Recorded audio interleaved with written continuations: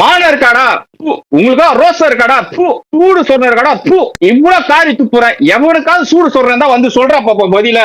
தூணு துப்பி நுரையில குளிச்சிருடா நீ. எனக்கு தெரிஞ்சு நான் அவ்வளவு துப்பிட்டு இருக்கேன் உன்னை உட்காந்துக்கிட்டு. நான் வடிவேல ஒரு இடத்துல எல்லாரும் சேர்ந்து காரி துப்புவாங்க ஒரு ஜோக்ல, அவன் குளிப்பான் பாரு, அந்த மாதிரி உன துப்புனா கூட குளிச்சாவது வந்து ஏதாவது பதில் சொல்றா பாப்போம். உனக்கு சூடு சொல்ற வர என்னடா பொண்ணு நான் சொல்றா, என் பையனெல்லாம் இதையாவது கேட்டு சொல்றா. உனக்கு சூடு சொரணம் வரணும். இல்ல பா எனக்கு ப்ரோ, எனக்கு சூடு சொரணம் வராது ப்ரோ, எங்களுக்கு சூடு சொரணம் வந்தாதான் ப்ரோ நாங்க பேசுவோம். சொல்லி என்ன பண்ணா ஒரு சூடு சொரணம் வரும்? யாரோ ஒருத்தர் ட்ரிகர் ஆயிட்டா, கண்டபடி துப்புறான், கேட்க முடியல, அந்த மாதிரி இருக்கு.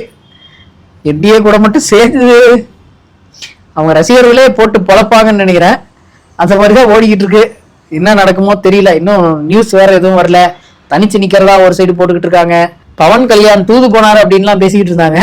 ஆனா அவர் ஒரு இன்டர்வியூல நானா இது வரைக்கும் பேசினதே இல்லைங்க அப்படின்னு விட்டாரு. என்ன நடக்குமோ தெரியல. விவாகரத்து மற்றும் திருமணத்திற்கு புறம்பான உறவு குறித்த சமீபத்திய சர்ச்சை டிவிகேவிற்கு வாக்களிக்கும் பெண்களின் எண்ணத்தில் எவ்வாறான தாக்கத்தை ஏற்படுத்துகிறது என்று நீங்கள் கருதுகிறீர்கள்?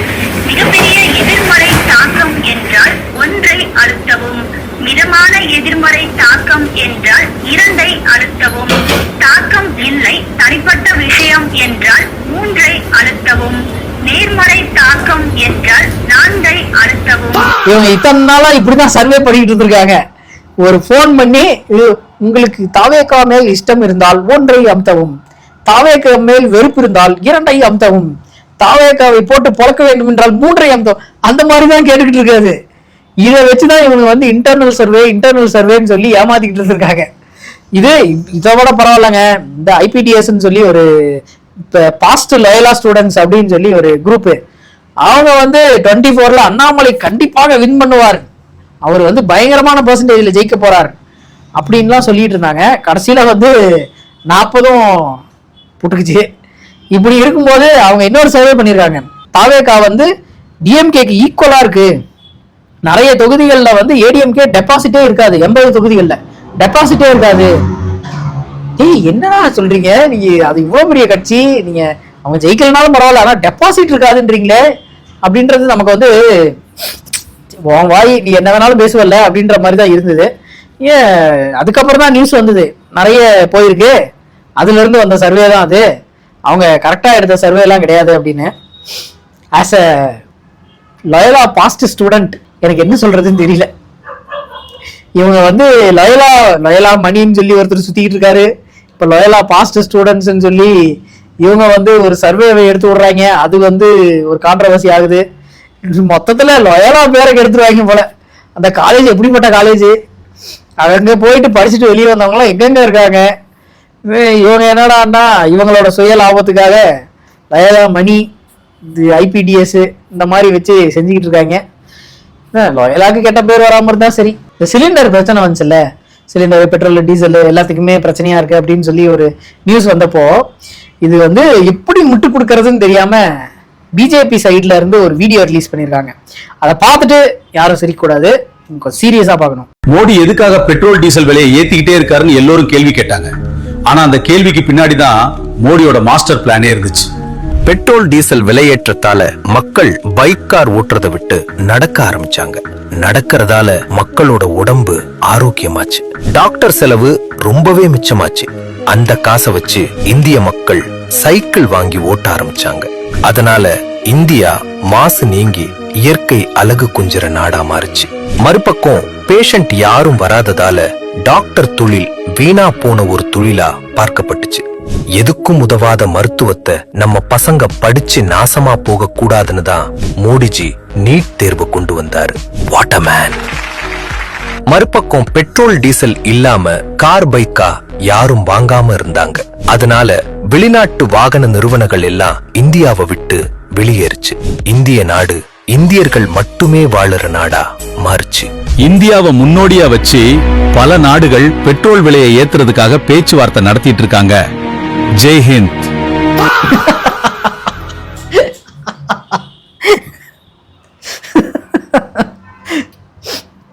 நம்ம மட்டும் இதை எதிர்த்து கேள்வி கேட்காம இருந்தாலும் வச்சுக்கோங்க, நம்ம மேல வந்து அரெஸ்ட் போயிட்டே இருப்பாங்க. அந்த மாதிரிதான் இவங்க பேசுறது.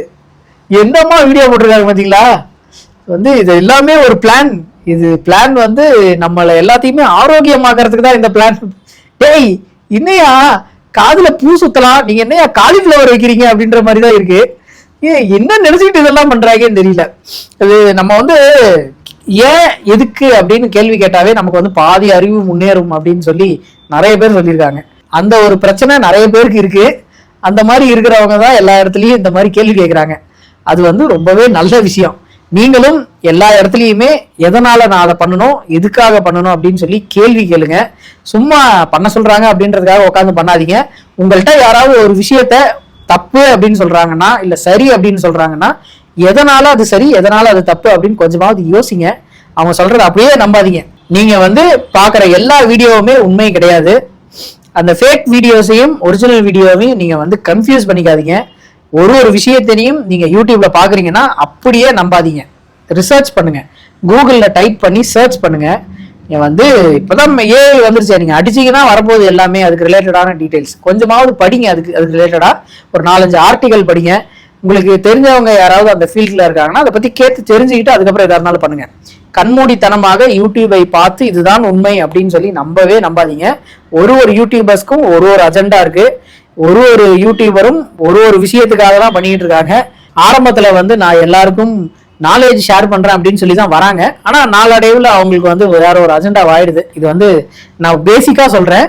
ஏன்னா இது மாதிரி நிறைய விஷயங்கள் வந்து இப்போ வந்துகிட்டு இருக்கு. கண்டவெல்லாம் எடுத்து ஏதோ பொருளையும் கிளப்பிக்கிட்டு இருக்காங்க.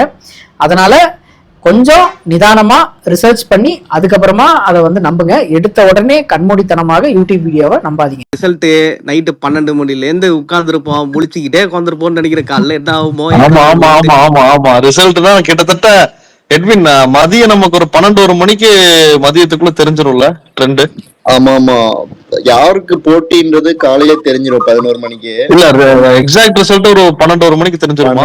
1 மணி 2 மணியே ஆயிடும். இது புது தேர்தல் மாதிரிதான் நடக்க போகுது. மேக்ஸிமம் 2 மணிக்கு தெரிஞ்சிரும்ல. 2 மணிக்கு தெரிஞ்சிடும், மெஜாரிட்டி வந்துடும். மே 4ஆம் தேதி ரிசல்ட்டுக்கு இப்பவே ரெடி ஆயிட்டாங்கன்னு நினைக்கிறேன். ஒரு ட்விட்டர் ஸ்பேஸ்ல வந்து அவங்க ஒரே எக்ஸைட்டடா நம்ம நைட்டு 12 மணில இருந்து முடிச்சுக்கிட்டே இருப்போம்னு நினைக்கிறேன். ஒரு 1 மணிக்கெல்லாம் தெரிஞ்சிடும்ல நம்ம தான் முன்னிலையில இருக்கோம்னு அப்படின்னு சொல்லி பேசிக்கிட்டு இருக்காங்க. மே 4ஆம் தேதி என்ன நடக்க போதோ தெரியல.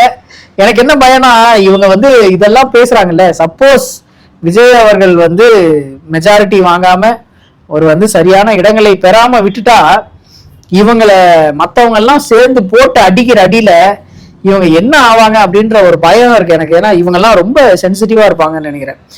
வந்து விஜய் அவர்களை பத்தி தப்பா பேசினதுக்கே வந்து அப்படி இப்படின்னு சொல்லி இந்த கமெண்ட் ஃபுல்லா கழுவி ஊத்துறாங்களே. இவங்க நினைச்சது நடக்கல அப்படின்னா அன்னைக்கு என்ன ஆகும் அப்படின்றது நமக்கு தெரியல. உங்க கூட விஜய் ரசிகர்கள் இருந்தாங்கன்னா மே 4ஆம் தேதி எல்லாருமே ஒன்னா சேர்ந்து ஜாலியா உட்காந்து கமெண்ட்ரி பாக்குற மாதிரி லைவா பாருங்க. அவங்கள யாரையும் தனியா விடாதீங்க. இது என்னுடைய குறிக்கோள், இது என்னுடைய வேண்டுகோள். இது வந்து போனஸ் உங்களுக்காக. 4 மந்திரிங்க எல்லாம் இருந்தாங்களா, அவங்க எல்லாம் மனசால சாவாச்சாங்க. அவங்க எல்லாம் எம்மா 10 விசா வந்தாங்க, எம்மா 10 விசா ஓட்டு கேட்டாங்க. மக்கள் எல்லாம் சாவ அடிக்கிறதுக்கு வர்றது வந்தாலும் யாரு? விஜய் என்னடி அவனுக்கு 10 காலு 10 கை அடிக்குது. அது பாக்கிறதுக்கு ஓடுறீங்க வெறியா இருந்தவங்களா? வெறியா போய் என்ன வாரி கொடுக்குறாங்கன்னு போனீங்க எல்லாம். மஞ்சாலும் சாவது நம்ம பிறக்கிறோம் சாவறோம், அது கடவுள் நீதி. இப்படி கூட்டத்தெல்லாம் போய் சாவ சொல்லி உங்களை சொன்னாங்க அறிவு கட்ட நாய்ங்களா? ஒரே அசிங்கமா இருக்கு குமாரு, வெளியில தலை காட்ட முடியல குமாரு. நேற்று எங்க அப்பாலாம் கலாய்க்கிறாரு குமாரு, என்னால இதுக்கு முட்டு கொடுக்க முடியலையே. என்னெல்லாம் இங்க எவனும் கலாய்க்க கூட மாட்டான். ஜஸ்ட் அந்த நியூஸ் எல்லாம் வர போட்டி ஒரு மாதிரி கேவலமா டிஸ்கஸ்டிங்கா ஒரு லுக் நம்மளை பார்த்து விட்டுறாங்க பாருங்க. ஐயோ, அதை நான் எப்படி சமாளிக்கிறது? பாட்டி போட்டு கிளின்னு கிழிச்சிருச்சு. இது தமிழ்நாடு வந்து ஒரு எப்பயுமே என்ன இருந்தாலும் ஸ்ட்ரைட்டா தாண்டா நீ அப்படின்னு சொல்லி பேசிடுவாங்க. அந்த மாதிரி இந்த பாட்டிக்கு கேமரா இருக்கிறது தெரிஞ்சதோ தெரியலையோ தெரியல, போட்டு தள்ளிடுச்சு.